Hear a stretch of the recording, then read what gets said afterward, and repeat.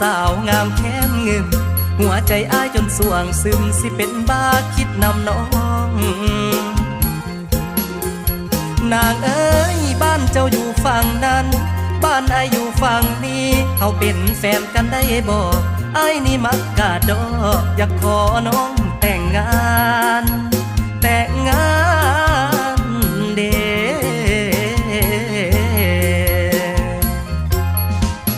นางเอ๋ยอ้ายนี่คนผู้หายอยากขี่เหือพายไปหาอยากเฮ็ดสวนเฮ็ดนาปลูกมักแต่งยามแล้งแม่นว่าคันได้เป็นแฟนน้องสิไปใส่มองอยู่น้ำเงิมอ้ายสิเป็นคนดึงให้น้องเป็นคนถือของเด้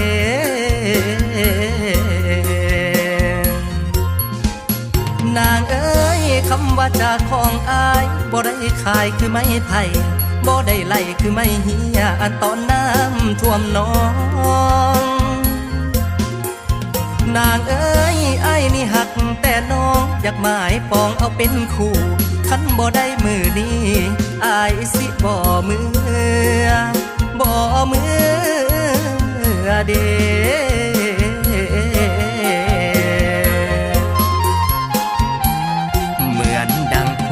ฝันคิดว่าเจ้านั้นมาหาก็นานแล้วนะเข้มเวลาจนนับบ่ได้เกือบเป็นเรื่องเล่ากาลครั้งหนึ่งในใจนางเอ๋ยอ้ายนี่เว้าแท้ๆบ่ได้แปลคือรถหัวบ่ได้มัวคือนกเขาอนอนเศร้าตื่นสวยนางเอ๋ยแม่นว่าคันได้เป็นแฟนเจ้าตายสิบ่หายใจเอาตีนกายขึ้นไหมเอาหัวไตแม่นลงดินพุ่นเด้โอ้นอไทยเปจังสิคือสิดีเนาะอ้ายว่าอยากเอาตอกมัดกาห้อยใส่คือป่าเอาเมื่อเฮือนเบิ่งเด้นางเอ๋ยมาเหลือใจบักอายอยากตายเป็นกกดูคันบ่ได้เป็นสู้คืนนี้สิบ่นอนเด้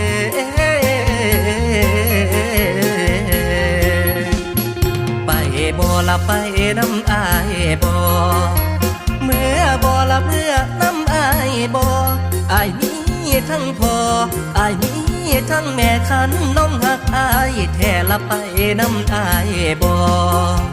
ค่ารถอายบ่ให้เสียค่าเหืออายบ่ให้จ้างสิพาน้องย่างลัดคงเอาโอ้ยน้ำละนานวลนา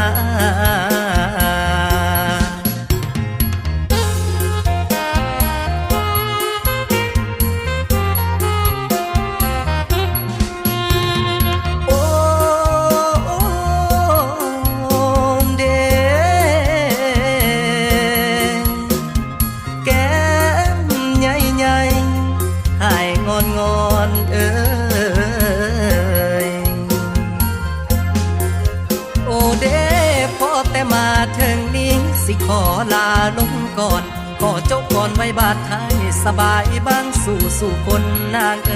เอ้ยแม่นว่าข้านี่มักแท้แต่บ่เคยลำจักเถื่อลำอีลากอีเลือจนมาฮอดบาดไทยแม่นว่าคำว่าจาของอายคันมันหลายคือน้ำแกงให้น้องเอาเสียมแทงให้มันไหลออกใส่ห้วยออกใส่ห้วยพุ่นเด้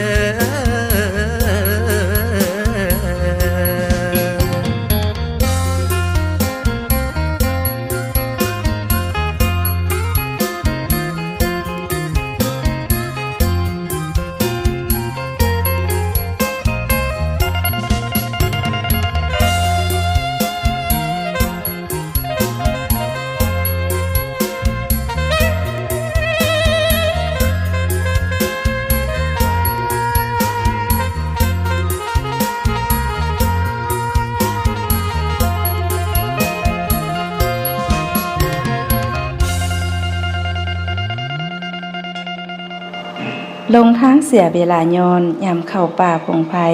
อุปสรรคมากมายไก่กองตันหนาลงทางเดินไปซาวันเวลาเลยผ่านเสียประโยชน์ทุกด้านเวลาสั่นดวงกายแท้หนาเจ้าก็มาทักทายสบายดีกันคือเก่ากับรายการเสียงเพลงและข่าวบริการ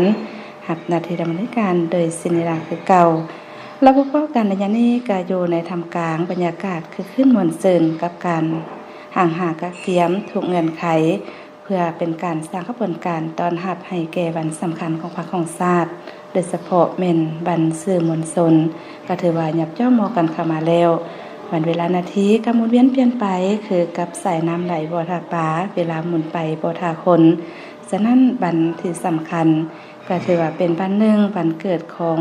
วงการสื่อมวลชนเนาะเป็นวันเกิดของนักข่าวนักจัดรายการของพวกเฮาก็ถือว่าหยับย่อมอกันเข้ามาได้ไม่ทางรายการแต่ใดๆก็ตามเนาะมีทางรายการที่หักเพลงว่าประธานใจอยู่ไสอยู่ไกลอยู่ไกลอยู่ใต้หรือว่าอยู่เหนือก็ติดตามมาฟังรายการของพวกเฮาได้เลย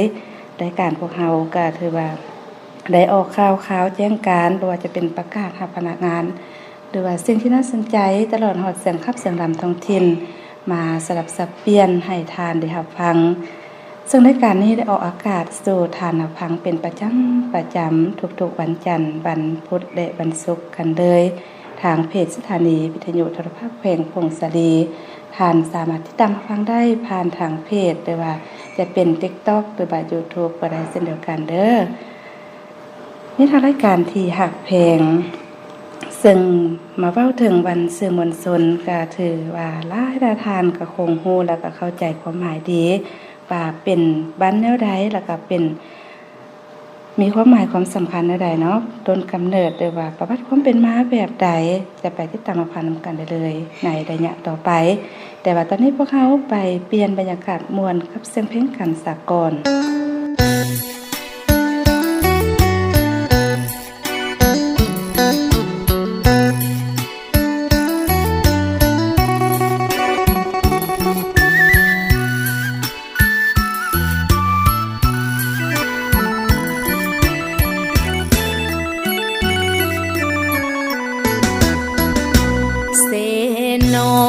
แห่งนี้นั้นเป็นทางผ่านขอบใจที่อ้ายมุ่งมั่นอยากมาเป็นเคยเสนอกายผ่านยามได้ซื้อปิ้งไก่ซอยน้องลายโตหัวใจล้นหีเสนอแห่บอกหรือแกล้งเว้าใส่เสนอดินแดนนาโนลดผ่านก็เลยกลายเป็นตำนานเก่าขานปิ้งไก่แซ่บหลายไอมาหลายครั้งจนว่าสาวเสนอติดใจทุกวันคอยพอยอดสายคอยไอมายา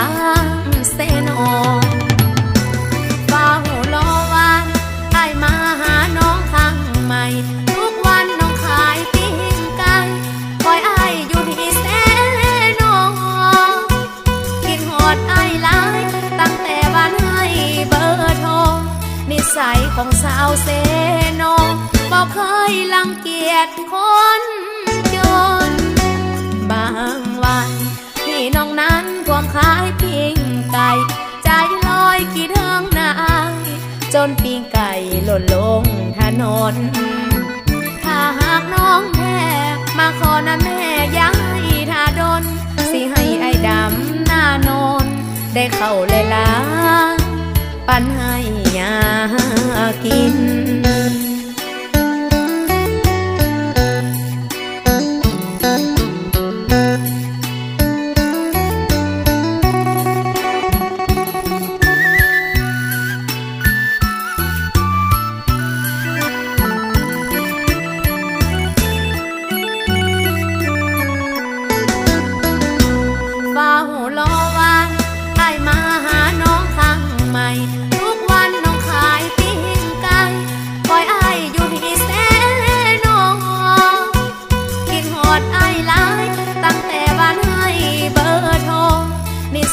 ของสาวเซ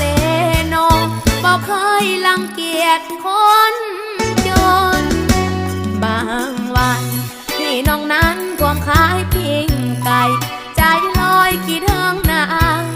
จนปิ้งไก่หล่นลงถนนถ้าหากน้องแท้มาขอนะแม่ย้ายถ้าดนสิให้ไอ้ดำหน้าโนนได้เข้าเลยล้านปันให้ยากิน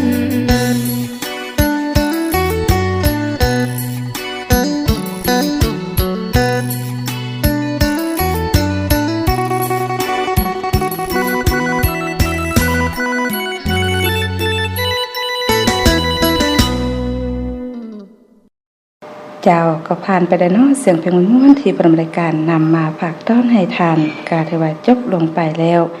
มีทางรายการที่หักเพลงถามมาเว้าถึงวันสื่อมวลชนก็คือวันที่13สิงหาก็ถือว่ายับย่อมอกันเข้ามาแล้วปีนี้อายุครบรอบ76ปีพอดีซึ่งนอกจากว่าวันสื่อมวลชนแล้วก็ยังแม่นวันสั่งตั้งแนวลาวสั่งชาติซึ่งประเทศลาวพวกเฮาก็เป็นประเทศหนึ่งที่ว่ามีดินแดนบ่กว้างใหญ่จำนวนพลเมืองน้อยแต่ก็มีความอุดมสมบูรณ์โดยทรัพยากรธรรมชาติแล้วก็มีหลายชนชาติชนเผ่าอยู่ร่วมกันซึ่งมีมูลเชื้อสามัคคีหักแพงเป็นปึกแผ่นแน่นหนาแล้วก็มีประวัติแห่งการต่อสู้เพื่อปกปักรักษาพื้นแผ่นดินของชาติลาวอย่างเด็ดขาดแล้วก็องอาจกล้าหาญโดยภายใต้การนำพาของพรรคโดยว่าการนำพาของบรรดาวีรบุรุษแห่งชาติที่มีคุณธรรมอันทำเลิศและก็บัญญัติอำนาจก็คือวันที่23สิงหาก็ถือว่าอยู่ในเดือนสิงหานี่เนาะฉะนั้นก็มีหลายวันสำคัญดังนั้นพวกเราทุกคนต้องร่วมแรงร่วมใจกันต้านสกัดกั้นปรากฏการณ์ย่อท่อต่างๆที่จะเกิดขึ้นอยู่ในสังคมและมีทางรายการที่หักเพลงนอกจากวันสำคัญของพรรคของชาติแล้วก็ถือว่าผู้ดำเนินการก็มีสิ่งดีๆมาฝากมาต้อนมามอบให้ทานมาบอกมากล่าวมาเว้ามาว่าสู่กันฟังเติมโดยเฉพาะแม่นตัวผู้ไว้ได้ประโยชน์เนาะการดื่มนมชาหรือว่าดื่มชาไข่มุกต่างๆนี่ก็ถือว่าระวังเด้อพยาธิโดยถามหาซึ่งหลายทานก็มักเด้อากาศร้อนๆแบบนี้ดื่มน้ำเย็นๆหรือว่าดื่มอาหารประเภทบ้านๆก็จะเฮ็ดให้รู้สึกว่าผ่อนคลายซึ่งระยะนี้อากาศก็มีการผันผวนอากาศแปรปรวนใดสิ่งใดอย่างเนาะบางมื้อก็ฝนตกติดต่อกันบางมื้อก็ร้อนอบอ้าวแล้วก็การที่ว่าซอกหาเครื่องดื่มหรือว่าเครื่องดื่มเย็นๆมาผ่อนคลายความอิดเมื่อยความร้อนก็เป็นสิ่งที่พวกเรามักอยู่แล้วเนาะฉะนั้นมาเว้าถึงการดื่มชานมไข่มุกนี่ว่ามีผลประโยชน์ใดๆแล้วก็มีโทษแบบใดฉะนั้นหลายทานอาจจะฮู้ได้ถึงการดื่มนมชาไข่มุกหลายก็เฮ็ดให้พวกเฮาตุ้ยหรือว่ามีพยาธิตามมาซึ่งนักโภชนาการหลายทานก็เตือนเด้ว่าชานมไข่มุกชาเย็นหรือว่ากาแฟนมเย็นเป็นอีกปัจจัยหนึ่งที่ได้เฮาตุ้ยโดยเฉพาะผู้ที่ดื่ม3จอกต่อมื้อก็จะเฮ็ดให้น้ำหนักเพิ่มขึ้นอย่างไววาและก็มีน้ำหนักตัวเกินมาตรฐาน ซึ่งซานมไข่มุก1จอกในประกอบมีน้ำสาน้ำเสื่อมครีมเทียมแล้วก็เม็ดไข่มุกซึ่งซานมไข่มุก1จอกก็จะให้พลังงานถึง240 หา 360 กิโลแคลอรี่ซึ่งประกอบมีคาร์โบไฮเดรต45 หา 62 กรัมไขมัน 0.14 กรัมโปรตีน 0.4 หา 2 กรัมความแตกต่างของสารอาหารขึ้นอยู่กับปริมาณน้ำเสื่อมและครีมเทียมที่ใส่ลงไปเป็นส่วนผสมหลังจากที่ว่ามีผลการศึกษาหลายสถาบันวิจัยว่าการดื่มชาให้ประโยชน์แก่ร่างกายแต่การดื่มชาคู่กับนมหรือว่าน้ำตาลก็จะลดคุณสมบัติของชาในการต้านอนุมูลอิสระยิ่งไปกว่านั้นน้ำตาลที่ใส่ในน้ำชายังจะส่งผลทางลบต่อสุขภาพนำอีกการดื่มน้ำชาในปริมาณหลายดังต่อเนื่องเพิ่มความเสี่ยงต่อการเป็นพยาธิโดยเบาหวานพยาธิหัวใจและหลอดเลือดคือกับน้ำอัดลมเจ้าที่ผ่านไปนั้นก็ถือว่าเป็นสาระนาหูที่ผู้บริการนำเสนอให้ทานได้รับฟังโดยเฉพาะแม่นผู้ใดที่ว่ามักดื่มชานมไข่มุกระวังเด้อพยาธิโดยหรือว่าพยาธิเบาหวานพยาธิหัวใจถามหาสำหรับพวกเฮาดื่มด้วยพอประมาณหรือว่าดื่มด้วยความเหมาะสมก็จะให้มีคุณประโยชน์ถ้าว่าพวกเฮาดื่มเกินไปก็จะเฮ็ดให้พยาธิถามหาเนาะเอาล่ะมาเบิ่งเวลานาทีจากรายการมาฮอดนี้ก็รู้สึกว่ายับยั้งใส่สวยมาฮอดระยะสุดท้ายปลายชั่วโมงกันแล้วก่อนจะจากกันไปมื้อนี้ก็ฝากตอนให้ทานอีก1ผลงานเพลงกันเด้อเสียงเพลงจบลงผู้ดำเนินการและทีมงานลาทานผู้ฟังไปก่อนพบกันใหม่ในมื้อหน้าหมู่เก่าแบบนี้สบายดี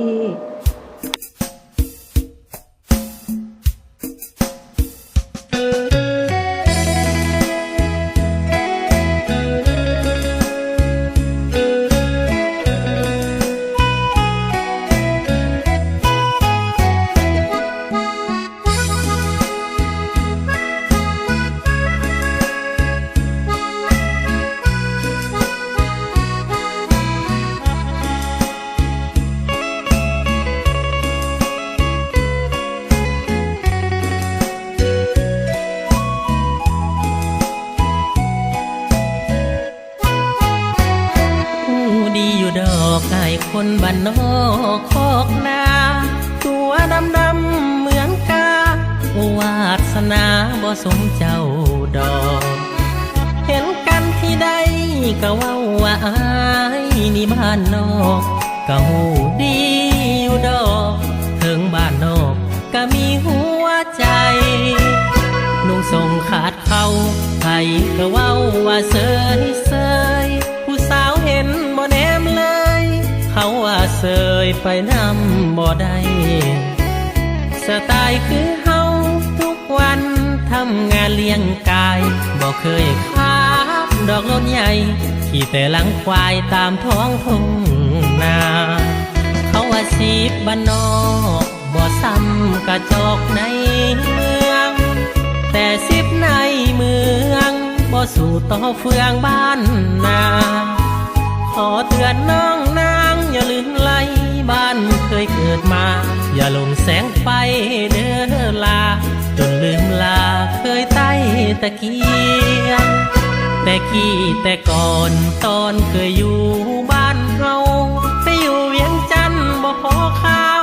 กินทานลำเนาเจ้าลืมหมดเกียง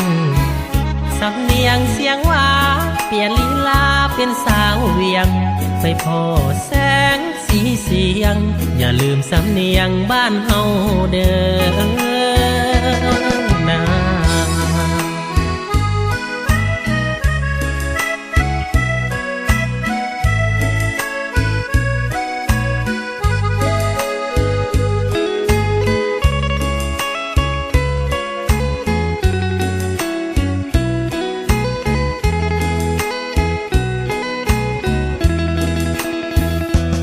ชีพบ้านนอ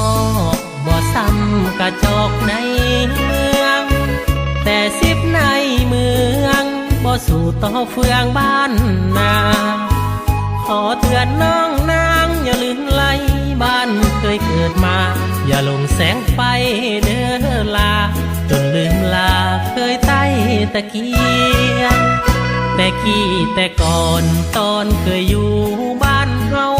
ไปอยู่เวียงจันทน์บ่พอข้าวกินทานลำเนาเจ้าลืมหมดเกียงสำเนียงเสียงว่าเปลี่ยนลีลาเป็นสาวเวียงไปพอแสงสีเสียงอย่าลืมสำเนียงบ้านเฮาเด้อ